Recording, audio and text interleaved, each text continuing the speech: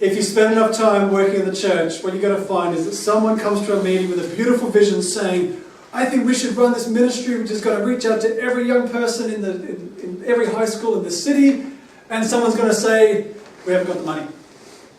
End of story. You know? Or we haven't got the leaders.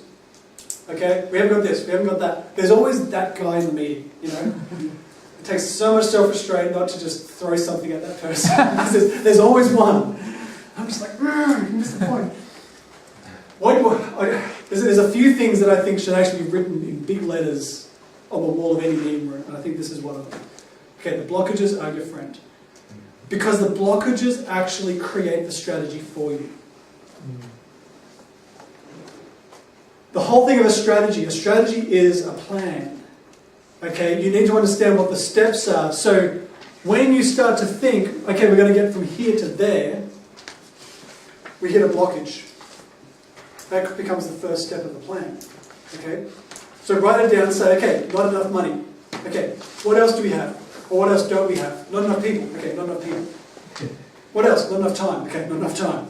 Right. Okay, no venue. That's right. The parish hall's being renovated. We've got nowhere to meet. Okay, no venue. Straight in. But this is the thing. The blockages will actually create the strategy for you, if you think of it this way. They'll force you to start to think creatively. They'll force you to start to think alternatively. But they actually will basically create a roadmap for you of everything you need to do between here and there. So I was using that image before about you've got to get to Perth by Tuesday. Start to think of it now. Okay, we haven't got a car, or a car that's good enough. Okay, we haven't got enough money. It's got to be 4 days. Where am I going to sleep? Okay, where am I going to get food? How expensive is petrol along the Nullarbor? It's expensive, trust me, I drove across there in January.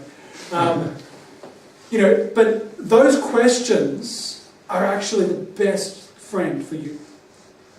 Because straight away, you've now got yourself a strategy. I need a car. Okay? I need money.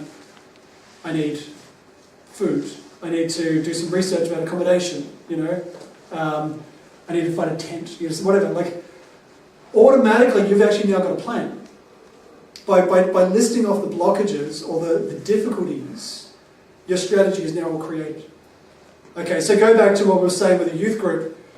You say your end goal is to have a youth group with 100 people coming from difficult, broken backgrounds. Currently, you've got 2 youth ministers and maybe 10 kids who are so innocent that they'd be scandalised by the fact that anyone didn't pray 3 hours a day.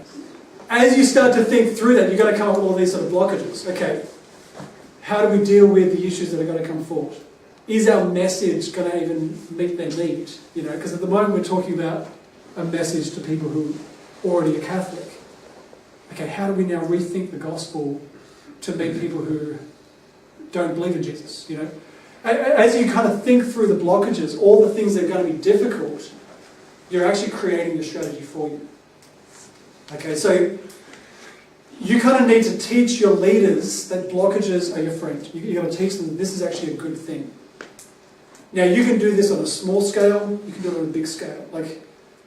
This afternoon I'm going to get you to try and do this. Okay, so this is why I hope you're taking good notes. This afternoon I'm going to give you a few case studies where in groups, like one group will have the job of evangelising the whole of the suburb within 10 years. Another group's going to have the job of evangelising every high school student in a certain amount of time. And what I want you to do is to start thinking through, why can't we do it? Okay, what are the blockages? What are the things that are stopping us or limiting us? Write them all down and then put them in the right order. And there's your strategy. Okay, like you start to work out, if that's the end goal, what's the first step? The first step is maybe they're not going to pray a whole lot more. And then we've got to start doing this, we've got to start doing this, start doing this, start doing this.